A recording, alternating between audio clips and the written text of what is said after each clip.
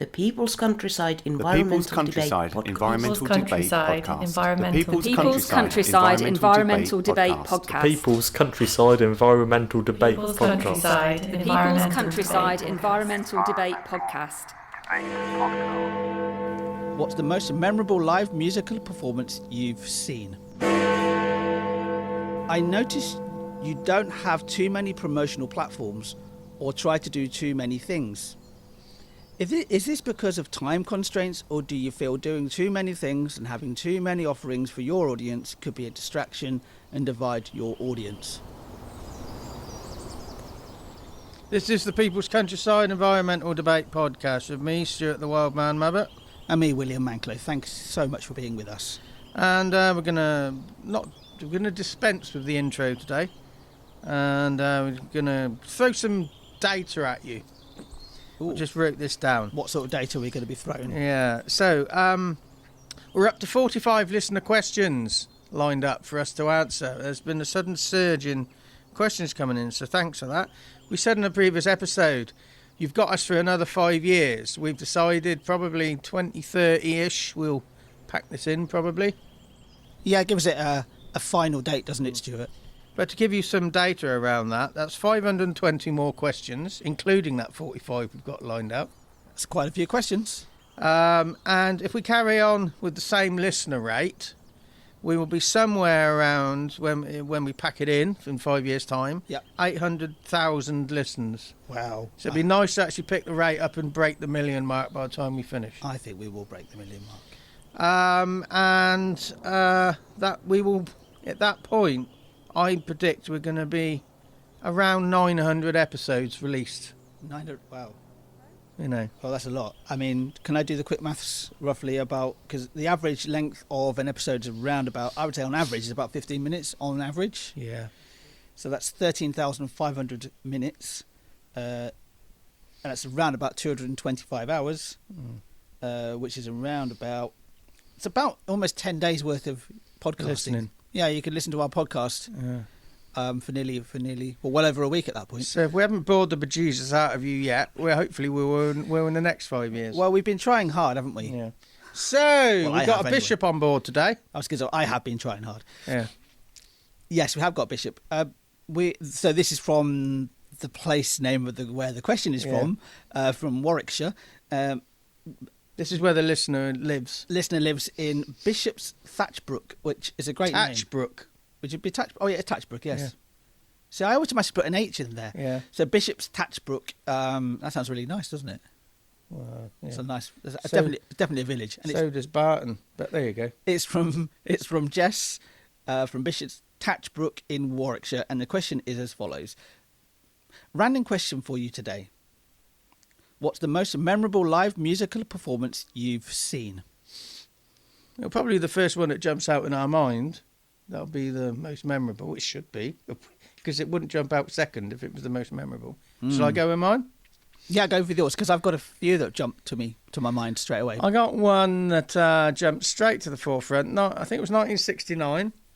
Jimi Hendrix performance at Woodstock. And you got to remember that was like a 3 or 4 day festival. He actually did this performance at 9 o'clock on the Monday morning, and I think it was finishing at about 11 o'clock, and everybody was going home. But he was scheduled to go on at about midnight on the Sunday. But because of delays, it didn't go through the night. Because there were delays, he couldn't go on till 9 in the morning. So actually, when you see that footage, 50% of the crowd had gone because they were trying to get home. And if you read up about Woodstock, it took people about 3 days to actually get their cars moving because they were all parked up on this single track road. And he went on and just improvised stuff, and it was just spellbinding. So that's mine. Hendrix's performance at Woodstock. I would say, my interpretation of this question, you've taken it a different angle than I would have done. My interpretation was music that you've actually witnessed yourself. You've been in the room. Yeah, you've seen. Yeah, well, yeah, I've just seen it with my eyes. Yeah. Would you have a performance that you've been in the room for that you? Nothing even touches that. Nothing even touches Hendrix's thing. But can you think of one that would spring to mind? I remember seeing a guitarist play classical music and he snapped his G-string. Yeah, that wasn't memorable for the right reasons, and it maybe wasn't the G-string you were thinking of.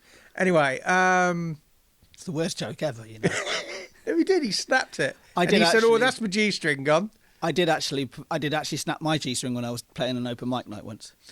And when I used to play guitar, it was always the G-string I snapped. Never snapped any others. It was always the G. And the irony for me, though, Stuart, is I was playing a song by the Bee Gees. Stone Roses called "Going Down." True story. No. Anything I've seen some. I haven't seen many big bands, to be honest. I saw Queen after Freddie's death. No, nothing stands out.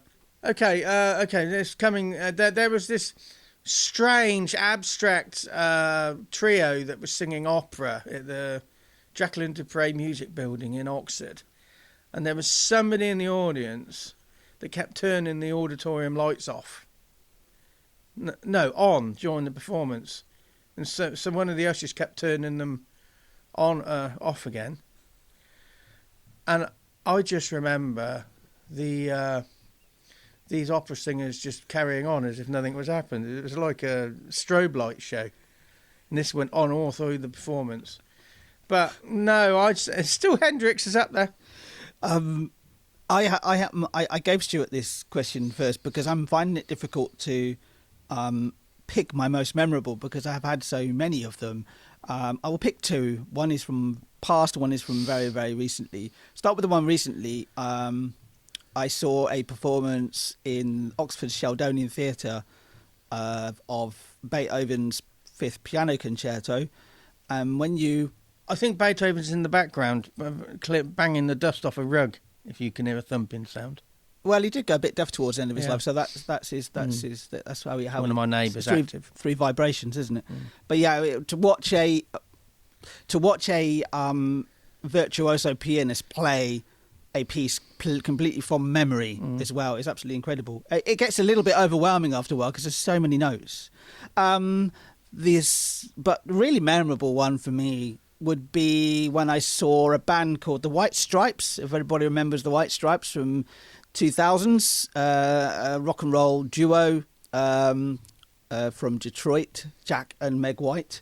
I saw them in the Shepherd's Bush Empire, which is a largish, medium-sized venue, but not big, but not small. It's a perfect venue size for me. And what really stuck out to me in that was just how much presence Jack White had on the stage and the chemistry between the two of them. They would be playing songs. They would stop halfway through a song and start ad-libbing something else. They started doing Shine On Harvest Moon halfway through a song randomly. And it was just very different to what I'd seen before. It was very electric, very sharp sounding music. I was just in the moment, really. That was probably, I would say, my favourite musical performance. Any others, or was that it? We've got to stop somewhere. Yeah, well, I'll add one. Will run out. I will add one more. The other one is every time I see a band called the Flaming Lips, who I would say if you don't have to like their music, if you ever see the Flaming Lips come into your town and play in a gig, just go and see them. They're the most fun, interactive warm band that you'll ever see. Wayne Coyne, their lead singer, is extraordinarily good at communicating with the audience. And one of my favourite memories of one of their gigs was that he rode on the back of a winged unicorn, throwing confetti on the audience. If that doesn't encapsulate what they are, then that really encapsulates who they are, really. Should we go on to the next question? Yeah, who's it from? Where they're from? It's from Brenda in Northumberland. Back again. Brenda is back. This is not their first question. Thanks, Brenda, for your question. Brenda's question then is, I noticed you don't have too many promotional platforms or try to do too many things. Is this because of time constraints, or do you feel doing too many things and having too many offerings for your audience could be a distraction and divide your audience? Oh, I mean, we're talking about social media here, I would imagine. Largely, I think. Not just, but largely. Yeah, we don't have too many platforms. There is time constraints in there. There is the consideration of dividing your audience, and they can't watch and listen to everything, and it's sort of like you come up with another idea and let's have another platform, let's have another channel. Yeah. And it's just sort of like you end up dividing your own creativity, and it's an excuse to fail as well, because you can spread yourself too thinly to avoid committing to one thing and doing it well and making a damn success out of it. So we commit to doing two recording sessions a month to actually get the recording material out there for the podcast. Yep. When we press record, we commit to providing the best quality podcast we can with what we say and how we discuss the questions, and being coming from our own place of truth at this moment in time from the questions in front of us. So I think out of all the promotional for me is talking about it with people I know, and also people that you like. We often ask on this podcast, if this resonates with you, share this podcast with five of your friends or five of your enemies, whatever you want to call it, really, because that in a way is the best promotion by word of mouth, really. Yeah, I see a lot of creatives, they come up with an idea, so let's do another channel, let's do this, let's do that. And in the end, some people, a significant amount of people, start to think, why don't you just commit to something? And it's sort of like, I've launched a new channel and it's got 1 million views already. Well, so what? I don't listen to that. I want this. Yeah. It's sort of like... I do think there's self-sabotage mixed in with some people on that. There are other people who are misguided. There are other people who can do multiple things well. They might have a team behind them. To be honest with you, I often, when I'm promoting on social media, I'll consciously have a gap, because when you suddenly start posting again, the platforms promote you to your audience, saying, this person's back, don't miss. I actually haven't been active on social media since April 2024, promoting what I'm doing. I've not promoted anything I've done. I've put crap on there, just memes and stuff and stupid stuff. But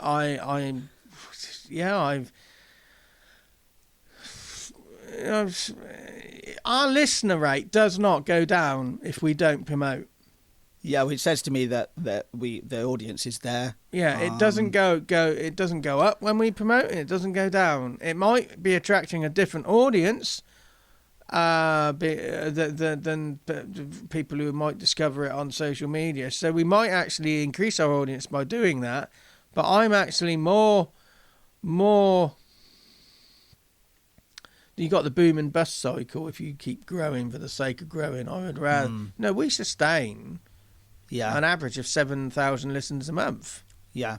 I used the word audience earlier, and it's a bit of a generic word for me, a generic term. So wherever you're listening to this episode, and Brenda, if you're listening to this particular episode, hi, how you doing? That it's that sort of interaction. It feels like that sort of interaction. That the audience member is like the third. I always think the listener is the third person in the room, and I see it that way. I try to talk to everybody. I try to talk to an individual in front of me. We'll go back to the whole thing of like we're an engaged, a smaller group of engaged people is far better than a big group of unengaged. Yeah, I say we get about 7,000 listens a month, easily, an average. Sometimes it's 6, sometimes it's 8. Sometimes it's around about 2 to 250 a day. Yeah. So we don't believe half the data that comes through, to be honest, but we certainly have a good feeling that a small number of people are listening to a lot of episodes.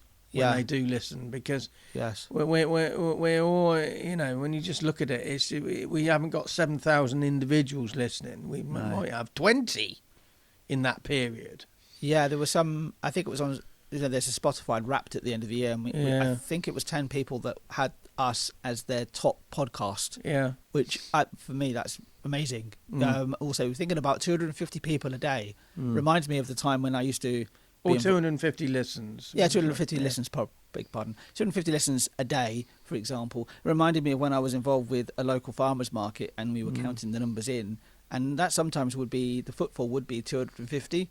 So every time when I think about that number, I can get my head around it. I'm like, oh, that's literally the attendance of a 3-hour farmers market. That's actually a decent amount of people. I think we often go for these big figures, but don't really know the ramifications of that. Yeah. You know, do we really want 1 million people to listen? Do you really want 1 million people to listen to what you're saying? No. If it happens, it happens. We've had spikes, haven't we, Stuart? You know, we've had spikes of 1,000 in a week once. Yeah. The Amazon spike when we went on Amazon. That seems insignificant now. It does.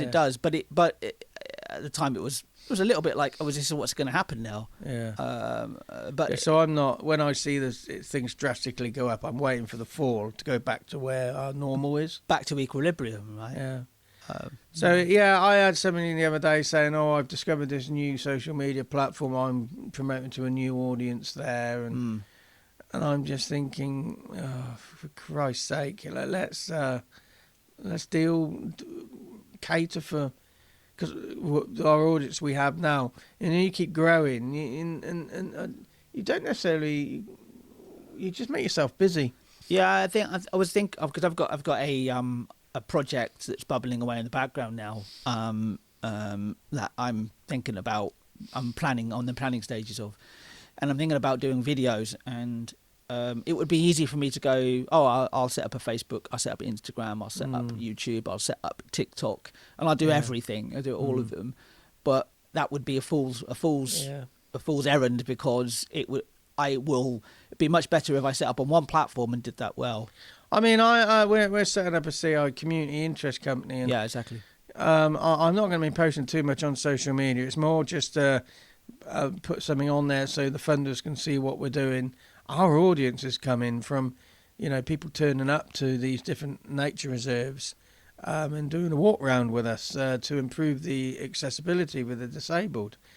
And you can do all this fancy stuff on social media and have 5,000 likes on something, but they're not going to turn up on the site and help you do an assessment. No, exactly. And I went up to Brasenose Woods the other day, which was one of the sites we're looking to improve, and 2 people from the Shire Preservation Society were there, and I said, where's our community going to come from that you keep talking about wanting to build? And I said, well, 8 people turned up a few weeks ago to walk round with us, and there's 17 more on the database want to be kept in. I said, that's the start of because the second visit was only 3 of us. Well, there's no community. It's just, but that is the start. That is the start of a community, isn't it? Yeah, but but it's not just 3 people. We've already got 30 odd people in the background. But those extra people coming on board. Yeah. Even though they just want to be kept in the loop, that's part of a community still. Yeah, well, some of them have actually said, "Oh, send off some information, and I'll write a funding bid for you." Now, I can't come, but I can write a funding bid. I'll job done. Go back to Brenda's question. One thing is, Brenda, that you found us. That's great. And you're still with us. So stick with us. We're going to be here for another 5 years or so of ridiculousness, and this charade will continue. But I can't remember the second point. Sue, my wife, said the other day, you shouldn't be telling people that you're going to pack it in because they'll stop wanting to work with you. I think it's significant that people said we need to work with them while we can. Yeah. I think it will. I think we often sort of don't want to end something. We don't want to end, and it's that again, sort of like subconsciously does the avoidance of the subject of death again, or our immortality again. This is getting quite deep, isn't it? But everything comes to an end. I mean, that's partly why I want to pack it in 5 years' time, so I can go away and die quietly. To be honest with you, Stuart, I've known you for 10 years. You're not going to die quietly. No, it'd be a bit of wind, probably. Yeah. Anyway, should we wrap this up? Thank you very much for your question, Brenda.